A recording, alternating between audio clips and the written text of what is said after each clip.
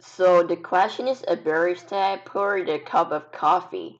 The initial temperature of the coffee was 90 degrees. That means when the time was zero, the degrees was the hot was 90 degrees, and as time, which is T, initial value of T, increased, um, the temperature of C of the coffee began to decrease exponentially and approached room temperature of 20 degrees. So let's look at this.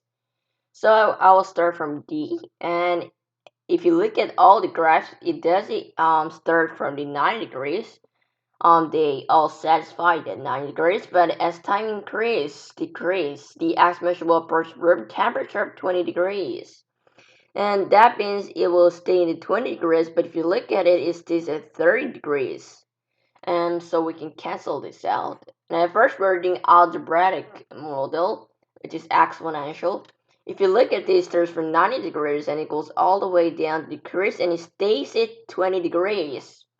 But if you look at this, it looks like it's not an exponential graph. It looks like it is a linear, which means it is straight line. So we can cancel it out.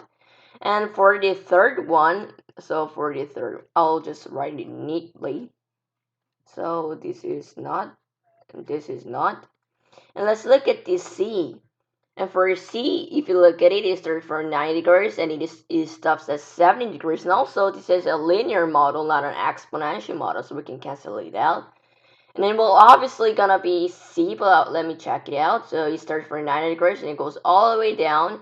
It is kind of curved, so we can see that it is exponential. And then it stays at 20 degrees as time decreases.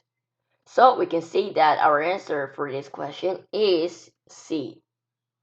So in the next video, I'm going to talk about the second example of finding the solving for the exponential graph word problem.